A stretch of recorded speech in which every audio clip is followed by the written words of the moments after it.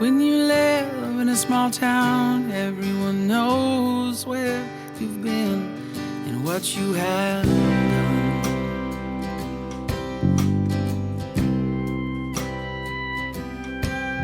I've been trying to leave this old town since I... Welcome back. Thanks for joining us. I'm Zeta. And I'm Kelly, and you're listening to Two Sides and the Truth. ASMR. I love it. Let's just start an episode with that. All right, catching up. Yeah. Let's start this episode with that. There you go. Y'all are welcome. No one even has any idea when we're laughing, but I want to start it like that. I think that's so funny. I'm laughing so hard. This is one we should have recorded for a reel. I know, Damn right? it. We never know. We never know when we're going to be on. That was perfect. Welcome back to your ASMR with Kelly as your host. They always talk like this. I know. That's always like, hi. And then they put their nails on stuff. And then I'm like, I didn't even know I needed that, but I do. Very weird. I like the ones where they're doing like colors together somehow. It might be out of Play-Doh or I don't know. It's a visual thing, I guess. Okay, so welcome back. We're going to start with our catching up. I guess I'm starting the catching up. Mm-hmm. We kind of just winged it. I just told her right before we hit record, I feel like I'm about to freeball this. It's all right. So we'll see what happens. So on catching up, obviously last week I announced my engagement. Yes. And I loved how the video turned out. Kelly's reaction was even better than I remembered it. Whenever she sent it to me, I was like, oh my God, that's even funnier. But then I feel like for my little small world, not like Beyonce's world, but my little small world or Kim Kardashian's world, either one of them. I blew up my little Ellis County social media because my social media went insane. People act like they didn't think it was possible that we could get engaged. Never saw this coming. Everybody freaked out. And I was like, we've always said this was the plan, but we have definitely been, like you put earlier, not real clear on the plan. Yeah. But we always said it was going to happen at least 10 years. Well, I mean, it's 12. But yeah, no, it was shocking. It was shocking to me Sunday morning, even though I kind of felt it coming and, you know, there's been conversations had. I didn't know if he had it in him. I'll be honest with you. You never know till they do it. Well, I mean, he's never been married, so, you know.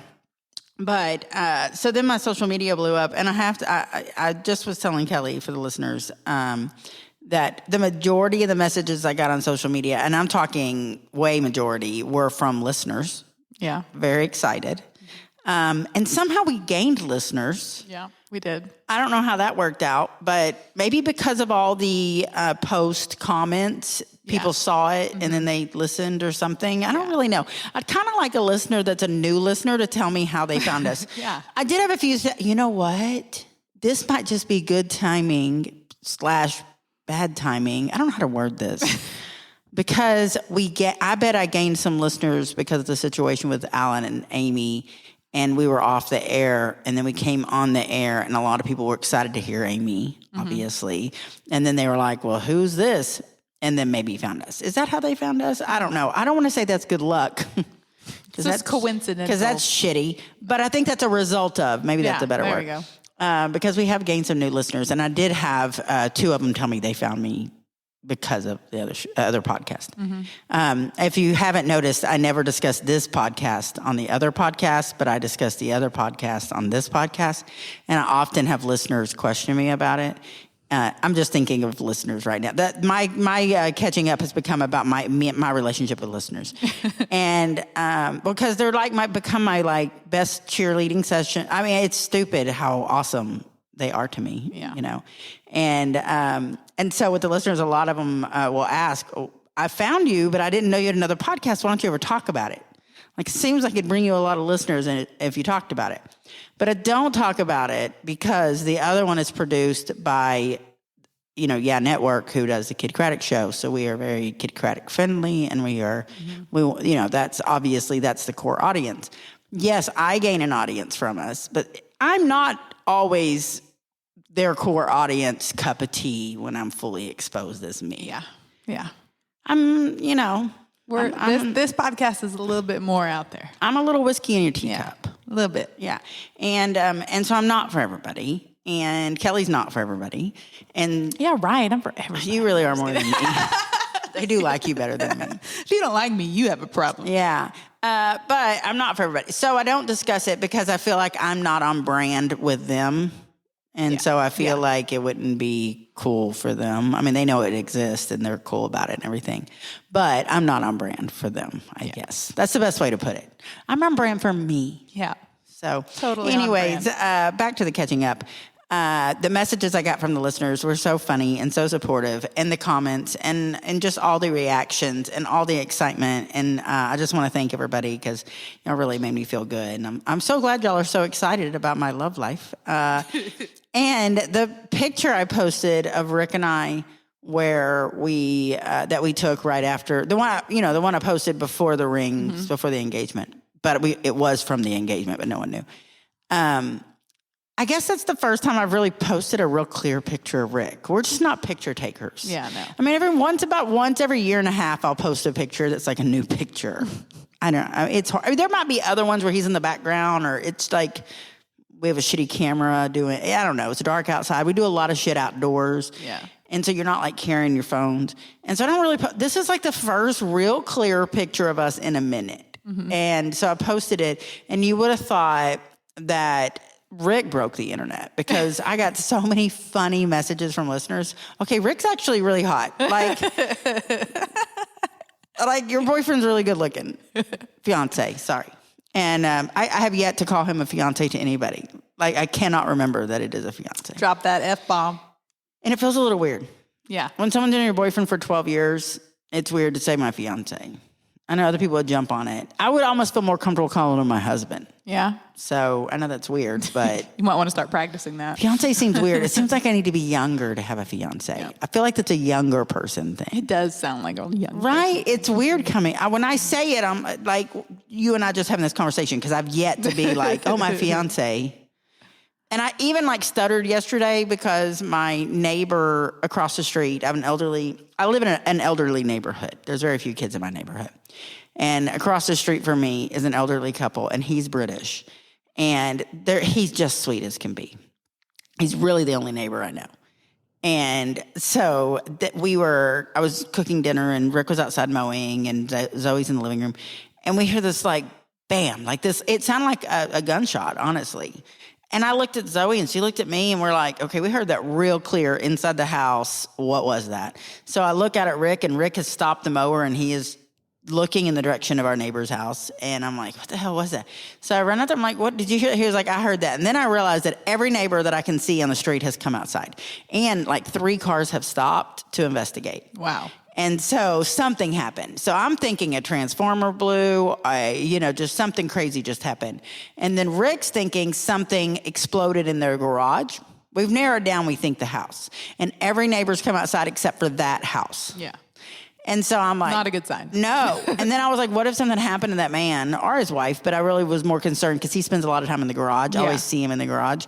And so I'm like, what if something happened in that garage? So I walk outside. We're all everyone's just looking at each other. Nobody knows each other. He's like the only neighbor I know. So I'm like, I got to go check on the neighbor. I don't know if anybody else knows this neighbor. Yeah. So, welcome to this year.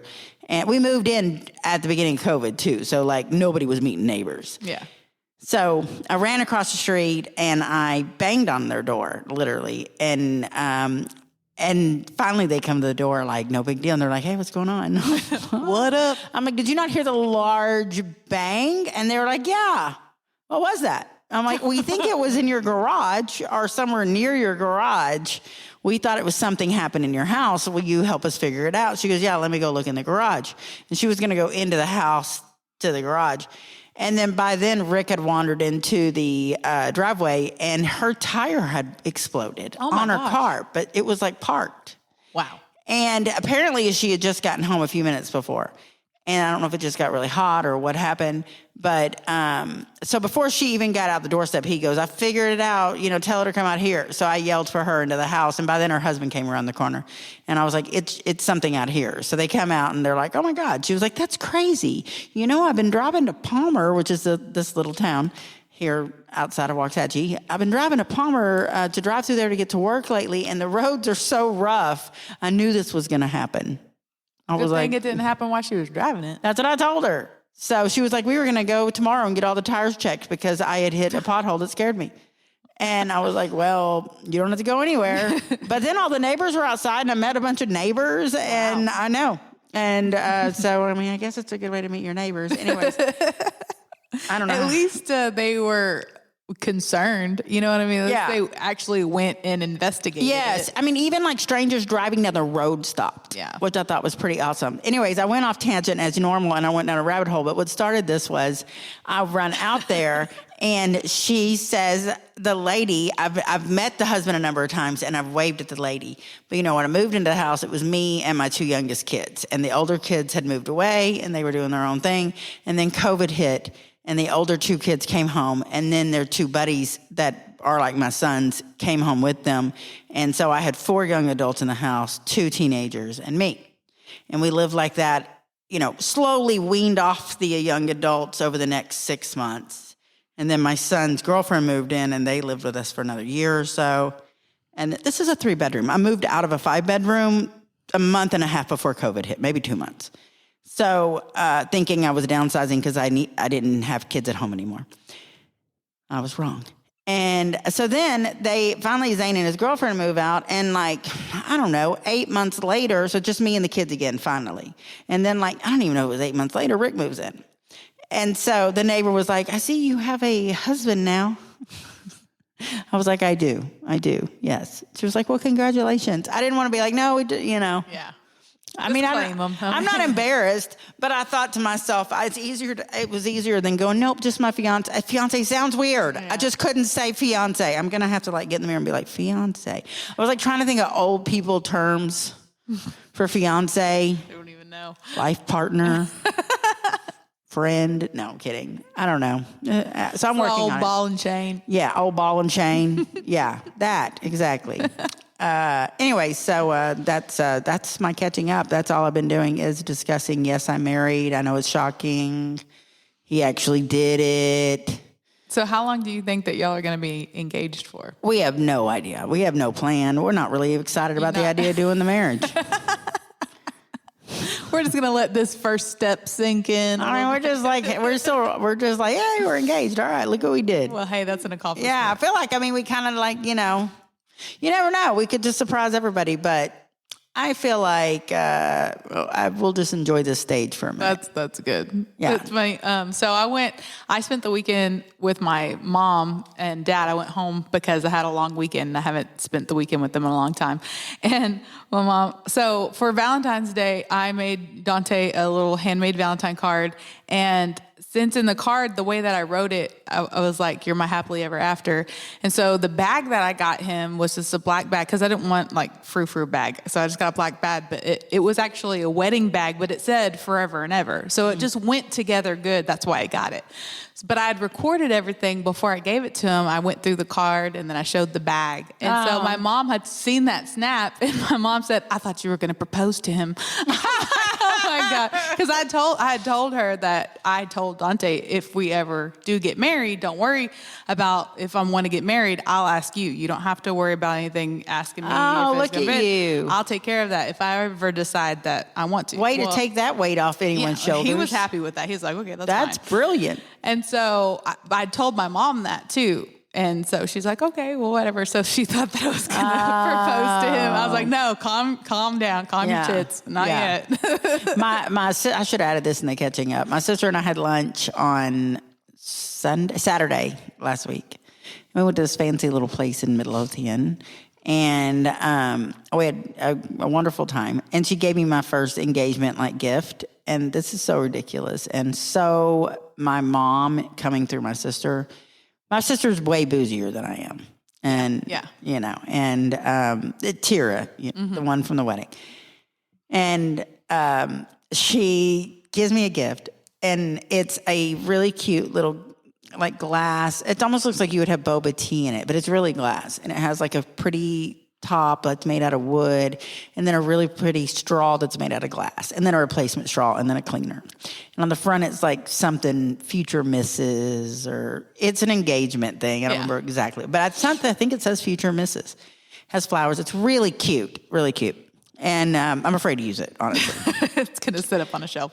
Yeah, I'm afraid to use it at this point. What I'm going to do is I'm going to take it to the cabin, and it's going to be my whiskey glass.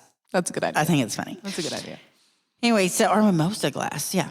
And anyway, so and then in the bag, what was on top of that was in a box. On top of the box with that on it was a very large bag of tortillas. And so I pulled the tortillas out first, and I was like, what? And I knew this wasn't the case because half my family's Hispanic. Right? I was like, is this because he's Mexican? She was like, no, I just went to Sam's and there's only 3 of us. I can't eat. I have 2 more packages like that at home. It was an opportunity to get rid of some tortillas.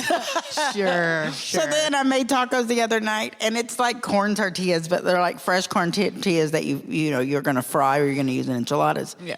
And so I fried them and made tostadas or chalupas. And so I was doing that, and when I made the thing, I told Rick to come in. I was like, happy wedding gift from your sister-in-law, the tortillas. So funny. Yeah. So, sorry, that was my catching up. Oh, and she was like, okay, so what are we wearing? What will India and I be wearing? My sisters, for those that haven't caught this, I have 2 sisters, Tira and India. And Tira is my half-sister on my mom's side. India is my half-sister on my dad's side. They love each other. They're the same age almost, and they adore each other. All 3 have a great relationship. It's not like half stuff. Anyways, so Tira is way more bougie than India and I are. India's like the hippie. I'm like the country. Tira is, the bougie one. But they just adore each other. And so she was like, so what are India and I wearing? What is the dress going to look like? What's the colors? What's the colors? I said, there's not a wedding. We're going to like elope. Definitely. She was like, yeah, but India and I need to have matching dresses. And I was like, but we're not doing that. There's not a thing to wear them. She was like, but we're going to have things, right? We're going to do the things, like, the things. She was like, Zeta, I got married at 19. I didn't have any of the things. I want to do the things. I said, yeah, but I got married when I was 21 and I did the things, and you were there and you had a matching dress with India. You remember? She goes, yeah, but I was 14. It wasn't fun. That wasn't fun. I want a bachelorette party. She's like, I want a matching dress. That's her biggest thing. She wants a matching dress with India. Let that woman get her dress. And so I was like, okay, how about this? Let's do a girls' weekend with my girlfriends and my friends. And my sisters. Mm-hmm. Let's do a girls' weekend, and we'll do 2 nights. We'll do 2 theme nights. And the first night will be, if we were going to have a wedding, this is what y'all would dress. And everybody that comes has to have a dress in that color. Yeah, so we're all going to dress. So like I'm picking my color. Yeah. But you can do anything you want to, and, and then they can have their matching dresses, And then the other night would be bridesmaids dresses from a different era. Oh, that'd be fun. And people could pick their own era. Because what if you have a badass one from the 70s, but then she has a badass one she finds from the 80s? Like, I'm not going to make you go with one era. Yeah. But whatever era you go with, you have to fully go with. Yeah. Like hair, all of the above. That'll be fun. What do you think? Yeah, I'm down. All right. So that's what my sister and I came up with, because she expects all the things. She goes, but I need to know, is this like a 2-year, 3-year engagement? Because if that's the case, it seems a little early to be doing all the things. I was like, I don't really know, honey. We took 12 years to get engaged. It could be 10. Who knows? And she was like, no, it's not going to be 10. You're getting too old for this, Zeta. Anyway, so that's as far as we've gotten in the wedding gifts. Now you get to catch up. I'm sorry. Yeah. There was a lot to tell. It's been a crazy week. Yeah. Your turn. I'm sorry. Well, I don't really have much. I do have one thing though. So I have been, this year, I've been budgeting, which I have a little thing that I've actually been writing down all my money, all my expenses and everything like that. And so I have it, and Dante I was writing in it, and I was telling him, he asked me what it was, and I was telling him, I'm actually budgeting, and he's like, oh, and I was like, no, don't get too excited. It's not because I'm actually trying to like get my life together or anything. It's just so I know how much money I can spend on tattoos this month. And he's like, oh my God. I was like, well, at least it's something. I mean, you got to start somewhere. The harder I try to budget, the worse I am with money. It's horrible. But this is the only time that I've ever budgeted and I like stuck to it and like actually. And so even though it's just so I know how much I can spend on tattoos, at least it's still getting done. Yes. You know? So. I still have I feel like the reason I'm worse when I'm truly budgeting, and by budgeting, I mean actually looking at what's in my account, is that when you're a single parent and you're like really broke all the time, you live in the world of, I'm afraid to even use my card. Yeah. Because what if it didn't go through? Like, I'm just afraid. I'm just afraid of the card. Even if I just checked it and there's $300 in it, I'm still afraid. It's like PTSD. I don't trust that. I don't trust the card. I don't trust it's going to do it for me. I still have PTSD from this. Yeah. So whenever I'm checking my account and making myself and watching things, I know I have money. Mm-hmm. So I spend more. Whereas if I don't check it, I'm PTSDing, so I'm scared to look at it. Yeah, true. That's so fucked up, but it is real life. Real life. Okay, go ahead. I'm sorry. We're good. Once again. Okay, y'all. So we are in our very last segment of our love month. And so y'all know through the month of February, if you've listened to every episode, we've been doing a topic of love and different kinds of love. And, you know, I had a few ideas for today's episode, and all the ideas that I had just went out the window today when I got a message.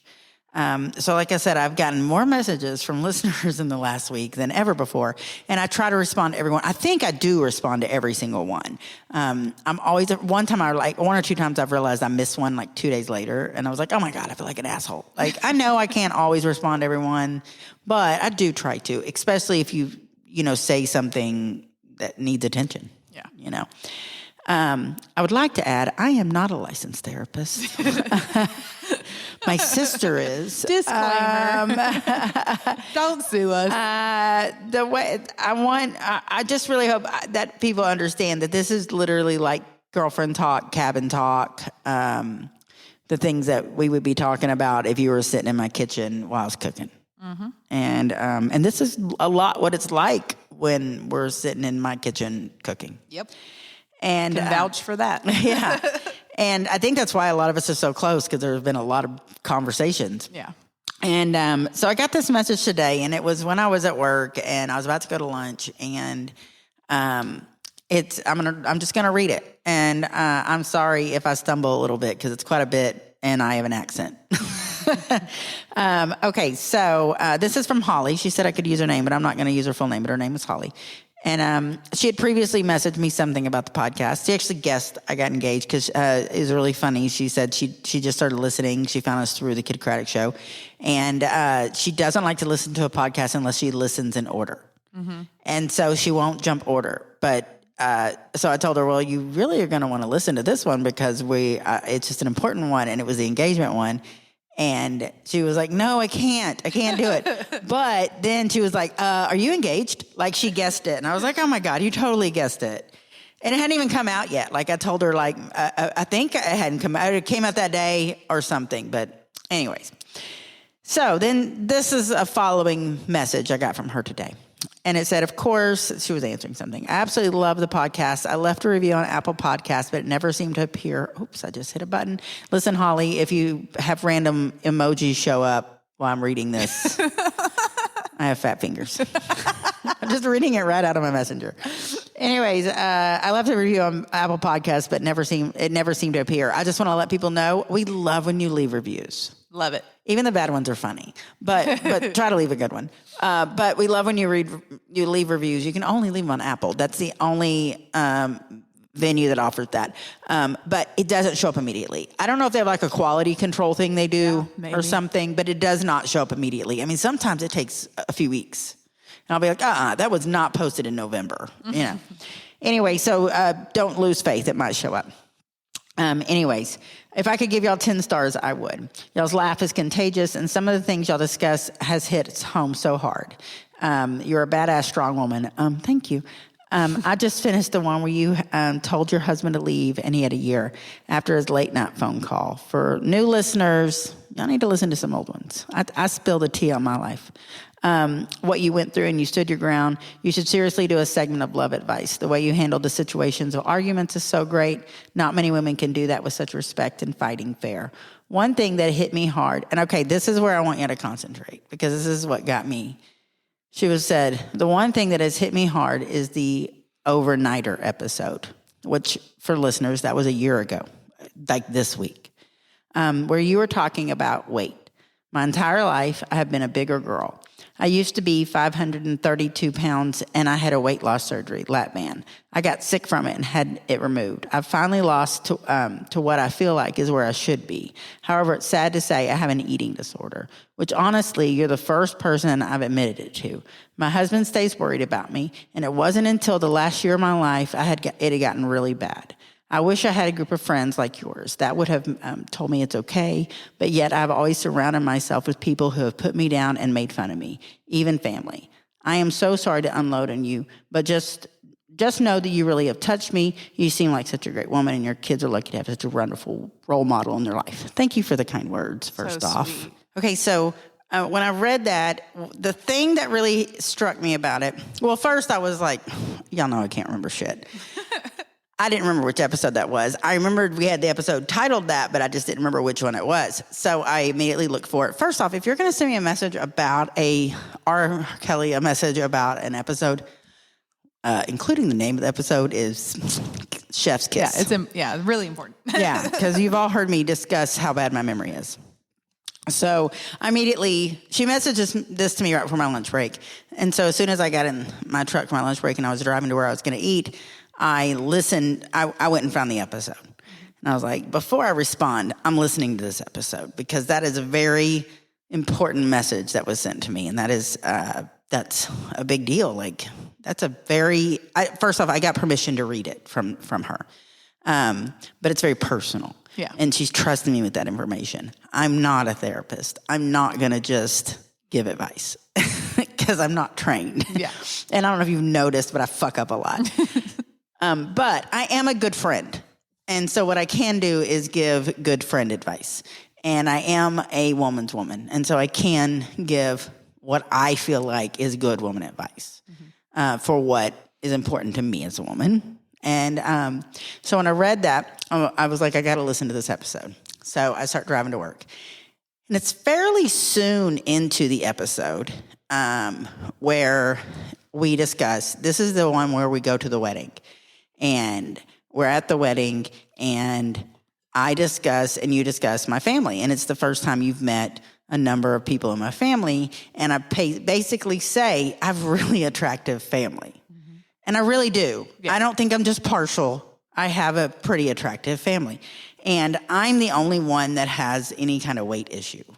And I'm not going to call it a issue like I feel bad about it, like it's an issue.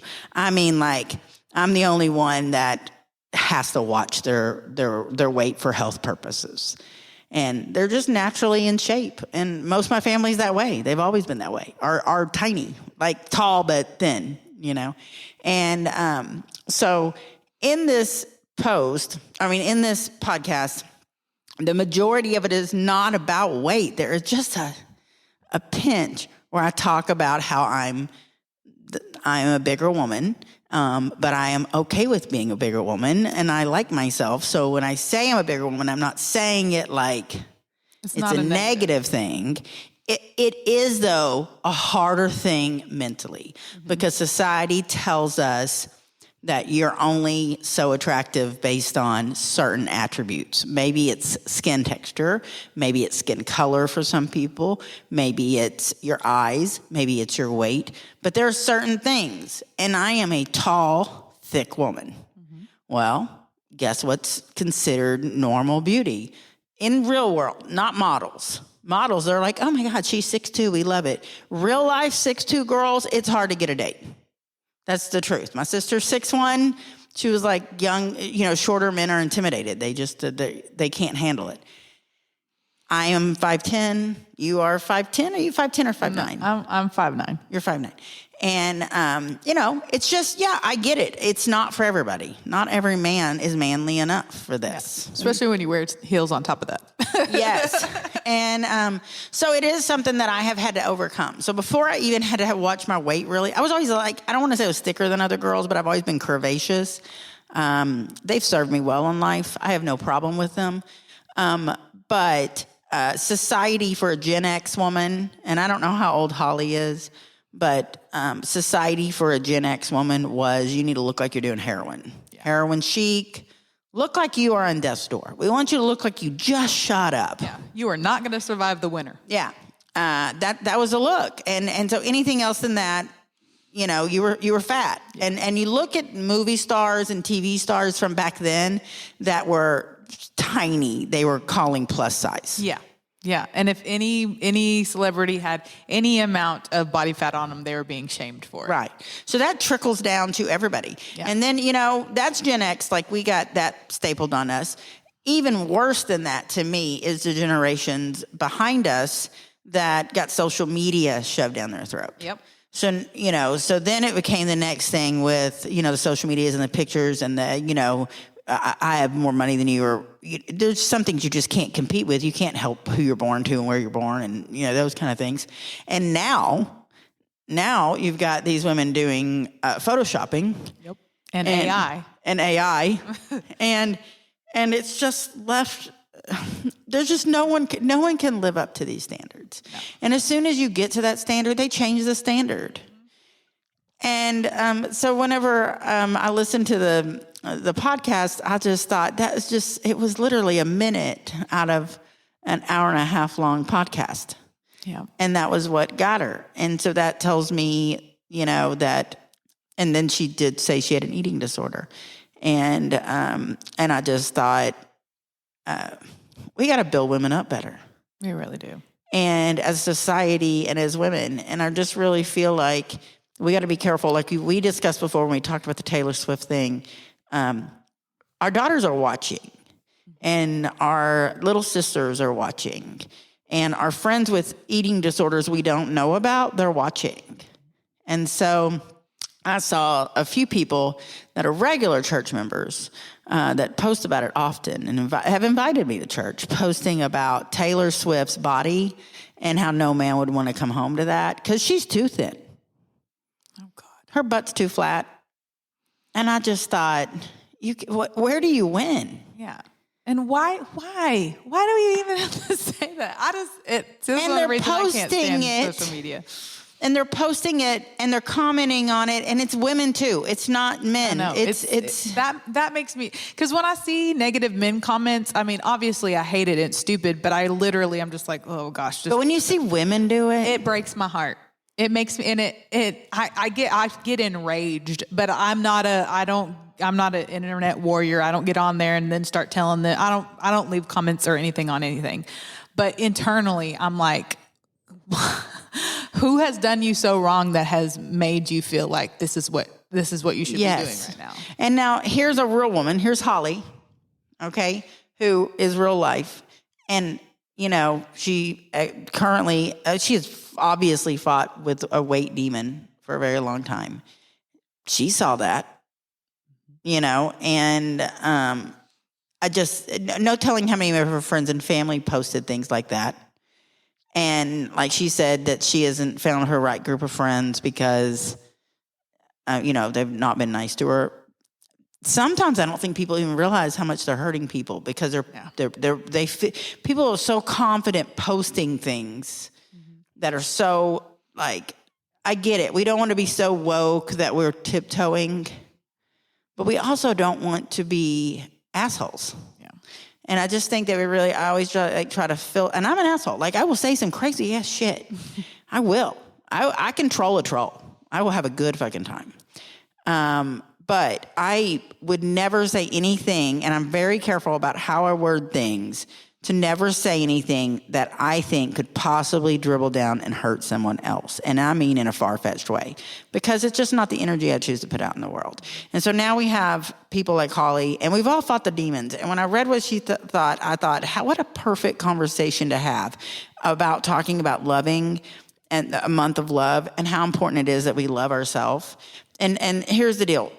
She didn't say that her husband wasn't supportive. I got the impression he was. So it sounds like he possibly does build her up. And that is good.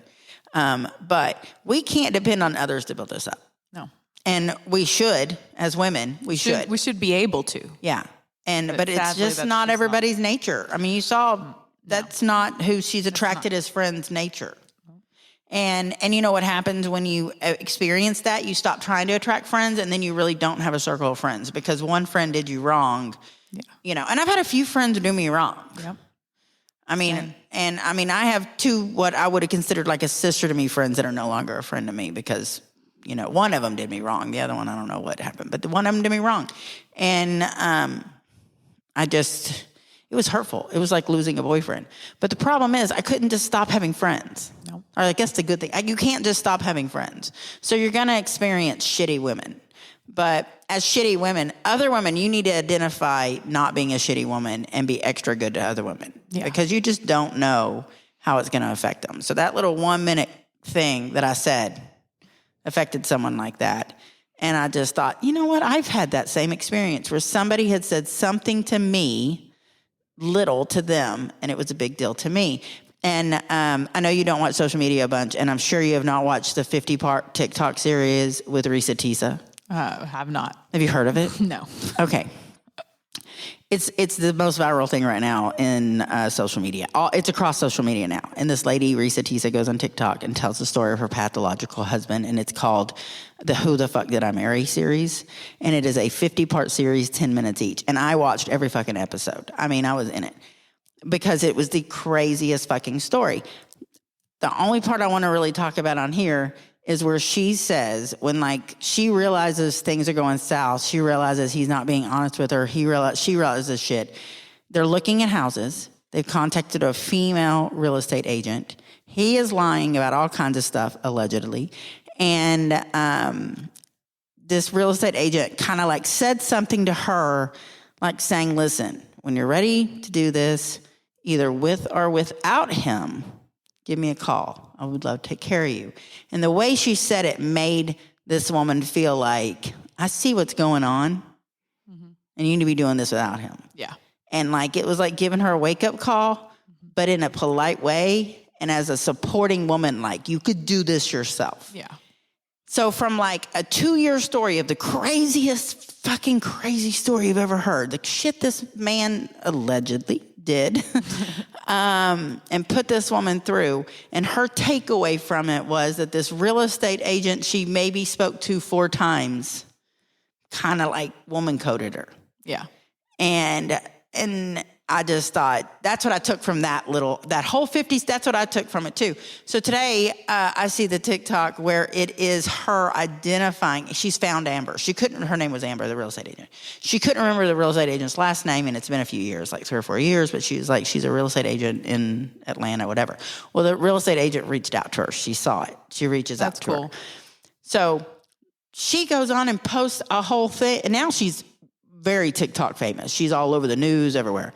And she does a whole thing supporting her and her real estate business and plugs her. That's awesome. And she was like, basically, if you want a woman, like you want a woman's woman, she plugged her. You know what I mean? Yeah. I feel like we need to be plugging other women, but as women, we have to plug ourselves. Yes. And I think that's where the self-love comes in. Because at the end of the day, we just can't depend on another woman showing up. And hopefully they do. Hopefully you find that friend group. Yeah, I pray but that you do. At the end of the day, you have to support yourself. So Kelly, like what? I know you've dealt with it. What have you done? What are your best practices? Well, one of my things that I say that is a very popular saying that people say is, if it were easy, everyone would do it. And this falls under that category. Self-love, definitely. If it was easy to do, everybody would love themselves. It's not easy to do. No. Just like a lot of other love. I mean, love can be unconditional. Love can be, automatic and everything like that. But love, you have to work on it. It is an everyday deciding that this is what you're going to do, and you're going to keep working on it, and you're going to evolve it, and you're going to take steps forward, and you're going to take leaps back, but you're going to keep working on it. And that's what I have learned when it comes to my self-love journey, because it has been very much a roller coaster. I'm so happy that I have the people in my life that have been supportive. I've been very blessed to accumulate women that are very supportive and very powerful women. But you've also had women try to tear you down. Yes, every single day. I mean, it's gonna happen. But how do you bounce back? It's basically an inner mantra that you have to keep telling yourself just to keep going. Because if you get dragged down by all the negative, you're never gonna make any progress. And so it's almost like you have to put on blinders to the things around you and what social media is telling you and what society is telling you, and you have to realize what's important to you, and you have to keep those blinders up. Right. And but one thing that's really hard is to realize your worth. And that can take a long time. It took a long time for me to realize what I was worth to myself, because I was making reservations for people, and I was accepting things that were way below what I should have been accepting. But I didn't feel like I was worth anymore, and I just wanted someone to love me. I wanted people to accept me. So I was doing everything that I could do to make myself more attractive, or to make myself more, enjoyable and likable. And it wasn't for me. It was because I wanted to be liked. And that's only going to give you temporary happiness. It's not really going to fulfill you. You're not doing it to love yourself. You're doing it so you can get love from other people. And you want people to like you for you. Yeah. Not for who you present to be, so they'll like you. I know. But if you're only making changes and you're only trying to eat healthier to get fit because you want other people to like you, you're not doing it for the right reasons. You might get a temporary high from that when people are like, oh, you look so good, but that's not going to fulfill you. That's not going to make you love yourself. And so once I realized that I have to hold this standard, and it's hard to do because if people don't reach that standard, they either have to rise to the occasion or you have to let them go. And that could be your family, that could be your friends, that could be the person that you're dating. If they aren't meeting those standards, then they got to go. They either got to rise to the occasion or they got to go. And I have had to cut people out of my life. I've had to let go of boyfriends. I've had to let go of people who I really wanted to keep. I didn't want to, because I'd done so much to get them. But once you realize that that is not important, that's not going to build you up, that's tearing you down, you got to let it go. Yeah. And so the reason that I have the people that are around me and that build me up, and I have some strong women, but I would have gotten there if I would have stayed with the people that were holding me back and the people that were not building me up. So that's one of the biggest things is realizing your self-worth and not letting anybody be around you that's going to be dragging you down. And then also, when you are loving yourself, the hardest part is the little voice inside your head, because you always have that. You always have, when you look in the mirror, you start looking at the negatives. I would never be friends with somebody that talked to me the way that I talk to myself. There's no way. If somebody talked to me the way I talk to myself, I would despise that person. That is a horrible, why would you say something like that to somebody? Right. But I say it to myself. Yeah. And so I have to be so super aware and on top of my own voice inside my head, because that's where it starts. And if you let yourself tear yourself down like that, you're going to let other people do it. You're going to let society do it. You're going to let everything else do that as well. So you have to, it starts with yourself, the way you talk to yourself. And I used to have to correct myself 1,000,000 times a day. Some days, now it's not so bad. I catch myself here and there where I look in the mirror or I'm thinking something negative and I'm like, whoa. Yeah. Whoa. Let's just stop. Yeah. Let's just reel that back. And then I make myself start thanking myself for things. So I'm like, thank you for, like, your body does so many amazing things. I thank my body all the time for giving birth to those assholes that keeping you fucked alive, and your heart's beating and you're breathing and I can still move all my limbs. I have all my limbs. I can walk, I can run, I can bend over. I can do so many things that I should be thankful for, because not everybody can do them. Mm-hmm. So we got to start there. If that's as limited as your compliments can go, then start there. And then you have to start building yourself up. And especially in the times that you find yourself in your head, dragging yourself down, you have to stop it, because that's a snowball effect into tearing yourself down. And then you get, it's hard. I find being older, when you're young, what you tear yourself down for is you're comparing yourself to other young people your age. You're not typically comparing yourself to the whole world or women. It's the women in your age group. When you get older, you're comparing yourself to all women. You're no longer the young woman. And there's things about you that you can't change without medical assistance.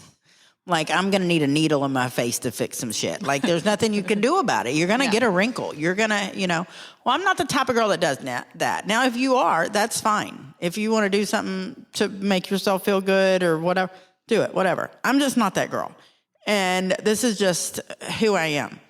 And so I have to come at peace with these things. And when you just said that you wouldn't be friends with a person who says to you what you say to yourself, that's so profound, because there are times that I will look in the mirror and I'll be like, and I'm pretty self-confident. Like, I obviously feel better at certain times when it might be weight related. It might be my hair is a certain way. It might be my tan is really good. It might be that outfit.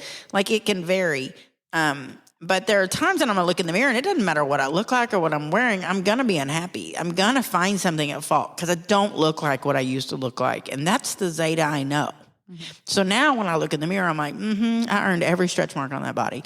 We are okay with that stretch mark. I can't look at it and be like, oh my God, I have stretch marks. Yeah. I have never, honestly, even when I was big, there are the things that I can't affect. I can't fix the stretch mark.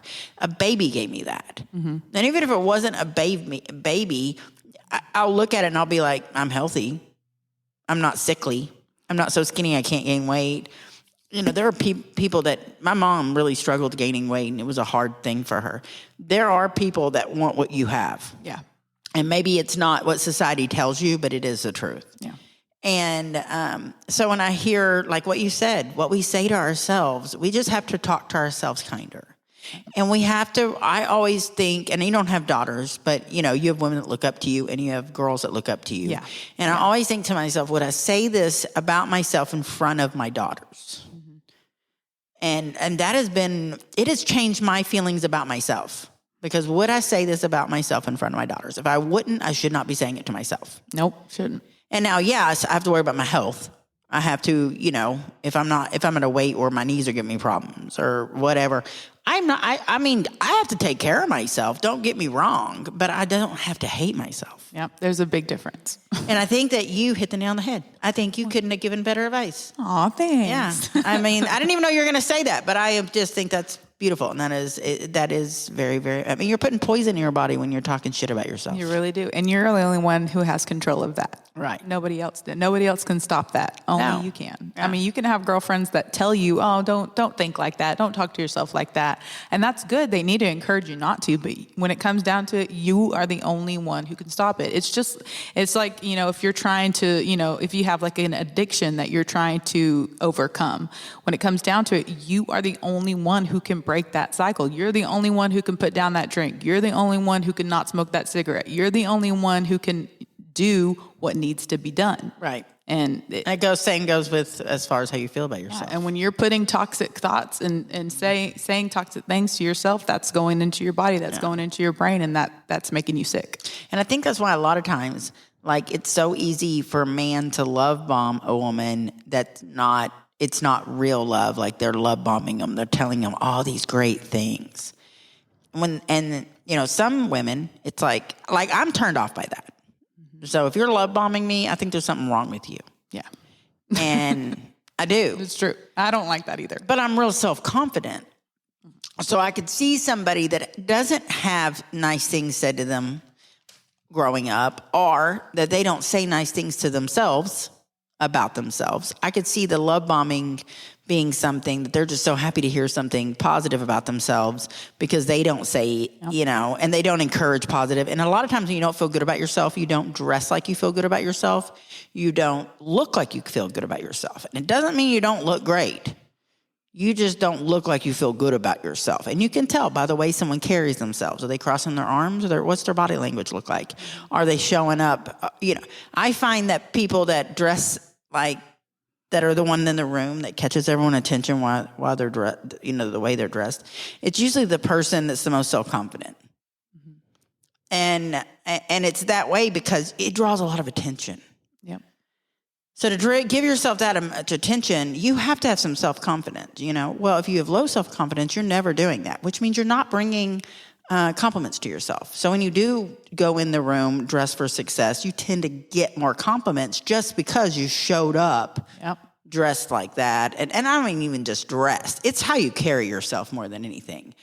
It's not how you dress. It's a look about yourself. Yeah. And the way you carry yourself and how you present yourself. And when you do that, you tend to get more compliments, which tends to build your self-esteem, which makes you want to do it more, and it becomes a snowball effect. Mm-hmm. And I think the snowball can also go the other direction, where you withdraw from people, you withdraw from things, you're embarrassed by things, you wear things that instead of complimenting your looks, hide them. Yeah. And so I think the snowball can go either way. Definitely can. You just hit the nail on the head. We're so big. I try. I don't think I always have a lot of good advice, but I mean, these are things that I've learned over time because I've had a very hard journey of learning to love myself and being comfortable in my own skin, and it's ongoing and it's trial and error. But that's one of the things that always stuck with me is when I was asked, like, would you like somebody that talked to you the way that you talk to yourself? And absolutely, I would not. There was a time that I never had a positive thing to say to myself. It was constant, ongoing, bombarding myself, and why would I do that to myself? Yeah. I would absolutely loathe somebody who talked to somebody else that way. And we have a few mutual friends that worry a lot about their weight. Mm-hmm. And I mean, there's nothing to worry about, first off. But even if there was, I'm always thrown back by it because I'm like, I'm looking at you thinking, and you are literally unreachable goals for me that I don't even wish I could. I mean, I'm not say wish. I don't even put the thought in my head that's obtainable. Like, I'm just like, good for her, man, killing it. Mm-hmm. Meanwhile, she's unhappy. I know. With her body, and I'm looking at her thinking, I can't believe she still has that body. And then I'm over here, not with that same body, going, I look good today.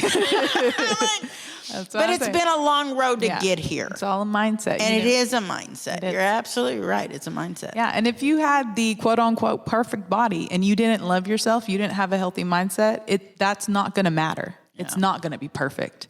So beauty is in the eye of the beholder. And you're more than looks, and you're more than a body. And I think a lot of times as women, it's so much pressure is being put on us about our looks that even our hobbies are looks related. Yep. And whether it be shopping or whether it be fashion in general or makeup or, hair or whatever the case is, it becomes all related to to looks, to your looks. And find new hobbies. Yeah. Honestly, find something that you're passionate about and concentrate on that. And it somehow typically makes other things come together. When you're not concentrating on the thing you don't like about yourself and you concentrate on things you love, it tends to fix the problems you don't like. Mm-hmm. And I just think a lot of times we just hyper focus on the worst thing we think about ourselves. Yeah. And then it becomes our life in this case. And I told her I also think her friend picker is broken. Yeah. I did send her advice back. I didn't read the advice I sent back. But then these days, that is a really hard, I've learned, and I'm seeing that's a really hard thing. Yeah. Getting really good friends these days, and people, especially if you're a woman that's a woman's woman, it's a hard thing to do. It really is. So I'm challenging women, like the people who are listening, like if you say that you're a woman's woman, if you are, What are you doing that's showing that? How are you making that known to the people around you? Because that if they didn't know anything about you, how would they come to that conclusion that, oh, this is a safe woman. She's a woman's woman. She's somebody. Are you actually doing things that are showing people that are that? Are you building people up? Are you being a lifeline? Are you reaching out? Are you building up, Are you being the type of friend you want to be? Yeah. Too. Or the type of woman you would look up to? Because I definitely try to challenge myself to do that more, because I like to think of myself as a woman's woman, but there are times that I'm like, what am I doing? Like, am I helping out? And a lot of that is because I am kind of shy, actually, especially when I'm out and about. You really are. I would agree. You are can shy. be. But I try to do any little thing that I can do, if it's pushing myself out of my comfort zone, to be more of what's in my head. Because I can think in my head all these wonderful things about somebody, but I never say them because I'm too shy to do it. Yeah. And I really have to push myself to go the extra mile and actually say it. Give that compliment. Give that, hook somebody up.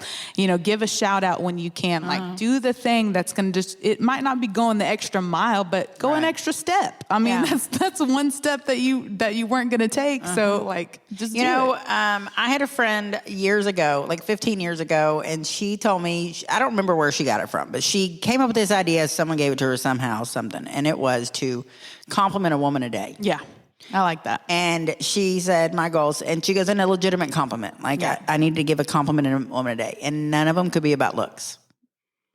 That's and so she had to really she was like, I had to really think outside, the box, basically. And so she got real creative. And she did tell me later, she goes, I kind of had to break it. There were some about looks, but she said typically if it was about looks, it was about looks for somebody that maybe doesn't always get it. So, and she goes, and it was always honest feedback. It was always honest feedback. And she was like, but somebody that's only told good things about their looks, they want to hear something else. Yeah. And somebody that is never told anything about their looks really want to hear it. And, but it doesn't need to be about weight. No. And as someone who fluctuates. That's one of my biggest things that are when people comment about people's weight. Even when people are losing it or like trying to lose weight, don't be like, oh my gosh, you've lost so much weight. You look so good. Don't do that. Yeah, because I felt like I looked good before. In your head, you think that you're giving a compliment, but you're not. I feel like that does more hurt than it does good. Yeah. So you can congratulate somebody in their journey. You can be like, you're so strong. You're doing such a great job. I feel like so motivated by you because of your willpower and your, determination. Yeah. All of these things that you can say that have nothing to do with, oh, you look so good because you lost weight. Yeah. Like, no, don't do that. Don't do it. Yeah. Because here's the deal. Most of us that lose it also gain it. Yeah. And so now it's like, then when they gain it, they're like, oh, remember all these people that thought I looked good when I lost it? I'm the worst. I will gain and lose 30 pounds like I just ate a sandwich and it gave it to me. It is just, and now that I'm in menopause, I can't lose it like I did. I mean, I'm biggest ever right now. I fully believe it will change again because that's the way it's always been for me. But I mean, if I were to always be upset when I'm bigger, I'd be upset half the time. Right. Because I fluctuate that much.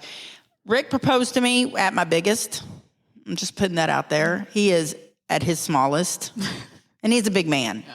But there is no weight on him. He's in perfect shape. He didn't care. He loves me just like I am. He's never, when I lost all that weight, just accidentally, like literally, I just started losing weight. He literally, can you stop? Yeah. I need to eat a little bit more. And you need to do, and, yeah. And there are people out there that it is not what they're consumed with. And if you surround yourself with people that all they care about is your weight, then you have to make some adjustments in that. Yeah, you really do. Because you can't.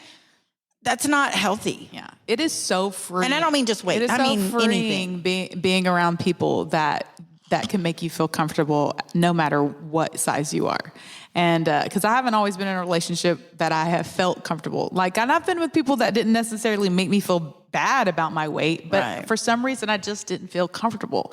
And being with somebody that makes me feel comfortable no matter what weight or what I look like is such a freeing, like mentally, it's so good. You know, my ex-husband never said anything negative about my weight ever, and I fluctuated with him, and I gave birth to 4 kids when I was with him, and he never said anything. But he said things about other people's weight. Yeah, and that's a big thing. And that's all I heard. It might as well have been me. Yeah. And he said other things about other people in general, and there were some judgmental things. And I don't know that he's that way anymore. I mean, you have to understand, we've known each other since we were very young. And it definitely made an impression on me, and it definitely affected my self-esteem, even though it wasn't being said about me. Yeah. And you're just like a sponge. You just soak it all in. Well, that's why I always try to filter everything. What would I say in front of my daughter? Yeah. You know, and, you know, it's hard to give advice on, like, how to make friends. But, you know, because, like I said, her friend picker is broken. But one thing I will say is your friends don't have to look like you. They don't have to be your religion. They don't have to be your political party. They don't have to be all kinds of things. I mean, you could be best friends with someone 30 years older than you. You could be best friends with somebody of a different, you know, gender. You could be best friends with somebody of a different sexual orientation. Now, you need to be careful not to put yourself in a box where your friends have to look like you. Yeah. And I think a lot of times when you're raised in a area where it's predominantly everybody looks like you, whether it be color or maybe where I grew up, there were no Catholics. Red Oak didn't have a lot of Catholics. And I know it sounds silly, but, you know, I didn't really know much about Catholic people until I moved out of Red Oak. And that sounds really silly, but, like, I had no Muslim friends. And as I became an adult, I made friends with Muslim people and Catholic people, and I got to experience things at their homes that I'd never experienced, and got invited to weddings and experienced things I'd never experienced. I went to a Jewish funeral, and that was something I had never experienced. The point is, I made friends. I went from an area where everyone pretty much looked and grew up the same to the world of Dallas and Houston, and I met all these different types of people, and it opened my eyes to so many things. And so now I have friends of different ages and colors. And one of my closest friends that I do talk about occasionally on here, you don't know her even, is Bitsy. And I know I've talked to you about Bitsy. Yeah, you have. Who is the lady that is about my mother's age, what my mother would be. And we just have a connection. It is insane. And we were and we had nothing in common. We had no reason to have this connection. And, but you know, sometimes you got to be open to your friends may not be who you think your friends are going to be. So that would be my advice on the friend picking thing, is to find people that are positive and to not think your friends need to look the part. They, you know, does that make sense in typical Zeta fashion? And we're your friends now too. So yeah. And good job. I mean, I wish I could give more. I wish I was a therapist, and I wish I did have, like, brilliant advice. But this is just my, like, woman advice and my friend advice. And hey, that's another step in loving yourself too, though, is getting the help that you do need. That can be a hard thing to do. Yeah. And sometimes you don't need professional help. Sometimes you do. And if you're holding yourself back from that and you know that you need to do it, that's a step forward in loving yourself, is actually getting that help. Yeah. And admitting. It's something I had to do. Well, one of the things that I did say back to her was to thank her for putting out there, like, saying it. Even if it was just, I think it might have been easier because she doesn't, you know, she feels like she knows me. Yeah. I mean, because I am me. Like, this is fucking Hi, me. how you doing? Like, this is not a radio version of me. And so I understand why people feel like they know me, because they really kind of do in a way. And it's as wonderful as it is. I hope that opened the door for you to tell somebody that you know in real life so that they can help you. Yeah. Because unfortunately, there's only so much I can do. Yeah. But it sounds like her husband is supportive and loving. There's got to be somebody. Yeah. And if there's not somebody, then we need to get help. It's time to ask for professional help. Yeah. Because eating disorders are just like any other, like, mental health disorder. Like, it requires help. It really does. And it's a physical disorder. And it's hard to do, and it's hard to admit that you need it, and it's hard to take that step. It's hard to be vulnerable. It's hard to talk to people about it, even if it's a professional. It's hard to talk to somebody about it. But the payoff is what you gotta keep your eye on the prize, and it's only going to get better if you take those steps. Right. So if you don't have a girlfriend, then That's coming from somebody who has had to take those steps. And I'm just saying it's hard to do, but Yeah. you got to do it. So when we post this, I don't want to be like a commercial or like a disingenuous and be like, so if you have an eating disorder, please call blah, blah, blah, or visit this website. I'm not going to do that. But I am going to research it, and I am going to post a link. Yes. Because I think so many of us women deal with this. I think weight is the biggest contributor to women's mental health issues. Well, weight and men. They go hand in hand there. Damn it. A lot of times if you lose the man, you lose weight instantly. That's true.